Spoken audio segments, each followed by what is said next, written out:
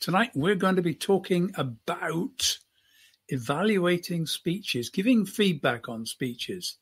Really important skill.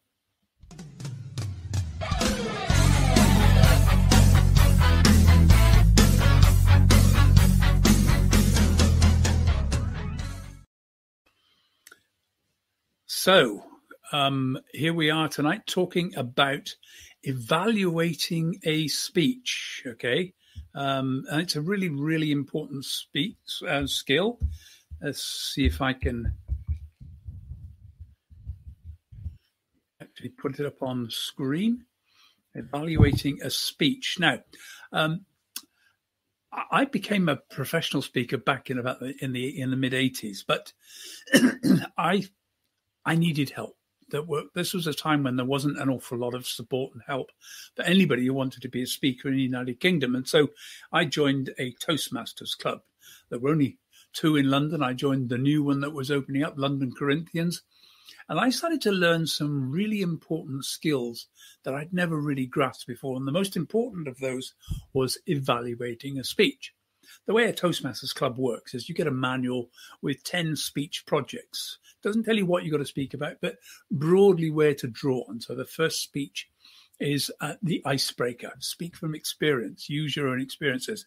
The second speech is speak with sincerity. Speak with passion. And the third speech is all about organizing your speech. Sense of purpose. You see where the PEP comes from? Purpose, experience, passion. I just rearranged the order because it worked better for me. But yeah, those are the 3 first speeches that people do. So yeah, you decide the content, but that's the structure. Now, every time you deliver a speech in a Toastmasters club, somebody will then get up and evaluate your speech. That's a very short 3-4 minute speech, looking at your speech and telling you what you did well, how well that was, and what you could improve. And that's the essence of evaluation. Now, the problem for most people is, and I'm sure this has happened to you if you've did a speech and you went to one of your friends and you said, how was that? What was that speech like? Now, you're going to get one of 2 answers. You're either going to get a supportive answer. You're going to get the answer that they think you want to hear. It was great. Hey, yeah, cool, really good. Doesn't matter whether they believe it or not. It's just a sense of, yeah, it was cool. It's not evaluation. It's just some feedback. It's buttering you up. It's making you feel good. Alternatively, you might find somebody who decides to give it real, tell you what it's really all about. Actually, it really wasn't very good at all. You missed this, you missed that, and a whole stack of things that you could improve. And of course, you go away from one of those thinking, oh, I messed that up.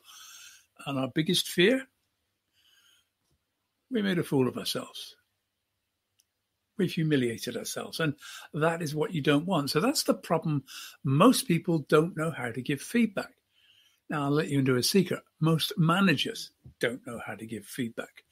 I have been in so many evaluations when I was in my early career, and people just did not know how to give you feedback that would actually help you to improve and move on. All the time they criticize. I had a rule, never, ever, ever give criticism. Because nobody wants criticism. Nobody likes criticism. And everybody thinks that criticism is something negative. Just one criticism. And if somebody says it to you, you know what's coming at you. Oh, yeah, just one criticism. I think you should have. I didn't like this.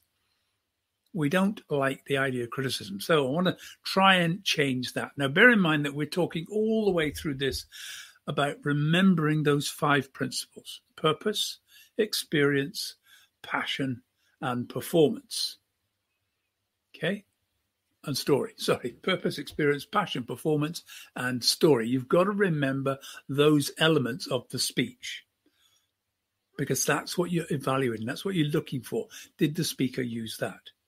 So what we're going to try and do when we evaluate a speech is to give positive, constructive feedback. What we want to try and do is give somebody some feedback that helps them to know how they could improve the speech, because frankly, everybody can improve a speech. Doesn't matter how good you are as a speaker. I have never seen a speech that couldn't be improved in some way or another. And I've never known a speaker who couldn't look at their speech and think, yeah, I could improve that. In fact, once upon a time, I used to hate giving any kind of video of someone's speeches because I know that we are our worst critics, and we really are critical. We look and think, oh my God, look, I didn't know. Why didn't somebody tell me that clashed? Why didn't I keep on doing this? And I know that I've got problems. Here we are speaking online, and I know I have a tendency to move forward. And I know tonight, just looking at the screen, I've got a little bit of problem with the light. I'm speaking in a room I don't normally speak in. The lighting isn't well set up here. I've got a ring light in front of me, but if I move too far forward, it shines up my face. So maybe I should be wearing a little bit more powder. There's a whole lot of things that I keep thinking, yeah. So I can find lots of things wrong with my speech. I only have to look for a few minutes and I can start to see them. Now, what do we need to do in evaluating a speech? This is how I handled it. And I was, Toastmasters holds competitions every year. You have a branch, your competition in your club, and then you have the area, and then the district, and then the division. And division and then the district. And for me, the district was Britain and Ireland. And for 2 years, I won the Evaluator of the Year award. That is, I went through a club contest, and then I went to the area contest, the division contest, and the district contest. And I had to get up with no preparation, listen to someone's speech, go out of the room, prepare my notes, come back in and deliver a 3-minute speech, evaluating their speech. And then judges would say which one was the best. And I've won those competitions all the way through, right to the end, on the 2 occasions that I entered. So I know I'm pretty good at evaluating. And I developed a technique that I think works. And I've used it countless times now. And I just want to share that with you because it's a really effective tool. So the first thing you got to remember is basically what you do is you take a sheet of paper. If you're listening to someone's speech, take a sheet of paper, A4 paper, draw a line down the middle, creating 2 columns. At the top of one of the columns, write commendations. And what I mean by commendations, what's working with the speech? What's good? What do I like about this speech? Yeah. What's the purpose of the speech? We'll come back to it all in a minute. And in the second column, you write recommendations. What could this speaker do to improve the speech, to make it better? And you don't need to think about anything else. Complex lists of, evaluating this. No. Forget all those. 2 things you're looking for. What is right? What's working? What is the speaker getting right? Because that's some of the feedback that you need to give someone. But you also need to give recommendations. Now, this is the challenge I found so many people have when I run workshops, when I get everybody doing this process. Everybody evaluates each other's speeches because it's a tool to help you grow. I'll explain that in a second. But you need to learn how to give both the recommendations and the commendations. You can tell people what they're doing right and how could it be improved. Not what's wrong with it, that's not an issue. It's how could it be improved. If there is something where you think, oh, they got this wrong, oh God, it's monotonous. Right, turn it, flip the script. How could it be improved? You could improve the vocal variety. Not you were very dull and monotone. That's a negative criticism. Turn it around. What is your recommendation? How could it be better? You could have used more stories from your own life. They seem to all become, that's a good recommendation. Can you see how taking away a good recommendation is very different to taking away a criticism of what you did wrong? Nothing's wrong. Everything can be improved. Think of it that way and it really starts to work. So questions you need to think about, what questions do you need to be asking as you're listening to this speech and you're writing commendations, recommendations. Write down, if you want, the PEPP. Just write down simply on your page so you've got it: purpose, experience, passion, performance, story. Get those notes down so that you've actually got them there and you know that that's what you're working with. So what's the point? What's the point? What's the message? Most important question to ask of any speech. Because if the speech fails in delivering a message, a clear single message, if it hasn't got that, it's not an outstanding speech. It's actually missing something big, because without that, you have to then say, why? What are we doing the speech for? Okay, it might be just entertainment. What's the point? Make me laugh. Fine. Did it make you laugh? If it did, then that's the point. Help me to improve myself at work. Did it give you tools to improve yourself at work?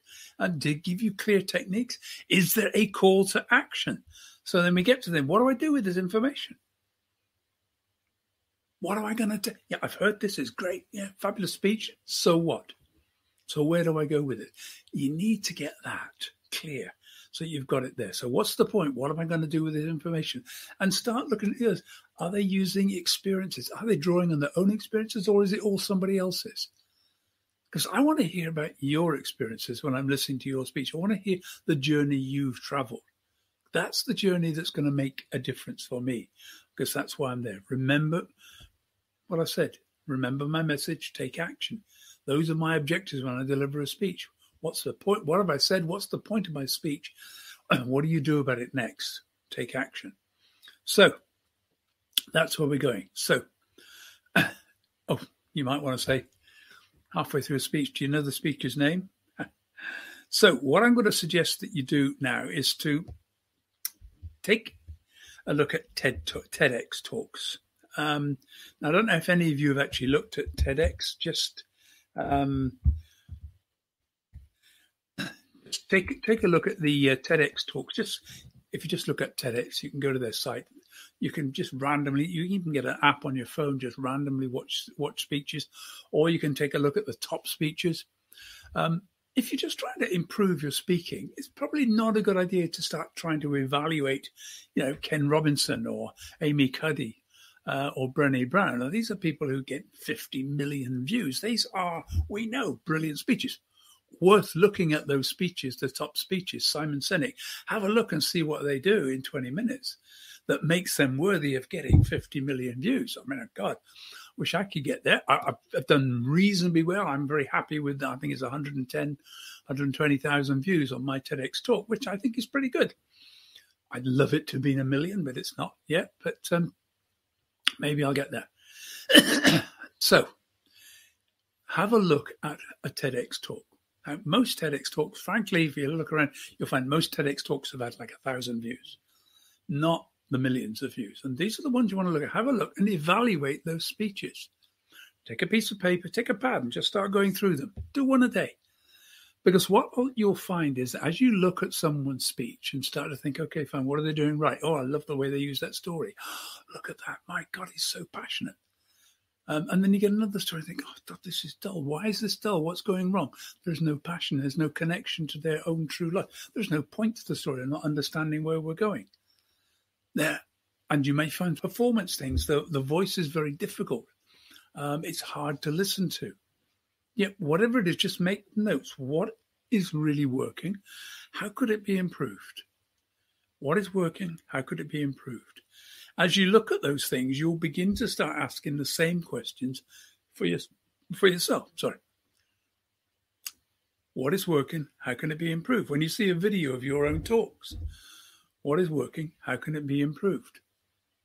I'm going to be setting up later in the month. I'm going to set up some Zoom chats so that people can come along and do some, I just want to provide an opportunity for people who are watching this program, this series. And I'm doing these partly as a challenge for myself, but partly to deliver some message. And I'm going to run a free Zoom program. So you'll only find out about it if you listen to the videos, if you're listening to them, because I'm not going to actually write about it, but I will give the link to anybody who wants it, and they can come along. It'll be at the end of the month. It'll just give you a chance to come along if you've been listening to what I'm saying and try something out. Do a little short talk, 5-minute talk, and get some feedback, get some evaluation. Depending on how many are there, there'll be group eval. I'll find a way to make it work. I'm looking at, and I'm going to be using it as a tester to look at how I can run online group coaching and group presentations. So there we are. That's pretty much the sort of thing I wanted to talk to today. Remember the message, take action, remember my name. Those are the goals you've got to try and achieve. If you want to be an outstanding speaker, that's the goal. Make sure that when your audience goes away, they know what your message was and they're going to take action about it. And then remember who you are. Try and get your name in some ways. Just remind people. It's easy enough to do it. Just remember. I'm going to do it in a minute. Just talk to me at ricky@rickyarundel.com. Email me there.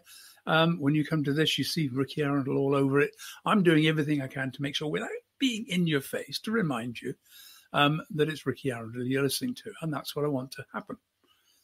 For no other reason than I want to know that if you like what I'm doing, you'll tell somebody else. Oh, you should see, who was that again? Yeah, you should see Ricky Arundel. I'm very lucky. I'm the only person called Ricky Arundel in the world. So that actually helps me. So purpose, experience, passion, performance, and story. Look for those when you're looking at someone's speech, when you're looking at a TEDx speech. Look for that. Look for the PEPP, story in action. Is it working? And you will find, I guarantee, if you look at the best speeches, go and have a look at Amy Cuddy, have a look at Brené Brown, have a look at Simon Sinek, you will see the PEPP story in action. Because, I found the PEPP story not by inventing it, but by observing it. That was the whole point. It was there, already being played out. I just had to see it and turn it into a formula so people could actually recognize it. And that was the thing. It wasn't something I invented. It's something that exists. It's like it's natural. And later in the month, when we start talking a little bit more about story, you'll see some other ancient sages. I'm going to talk about the 3-act play. The 3-act play's been around for thousands of years. That's why we know it works.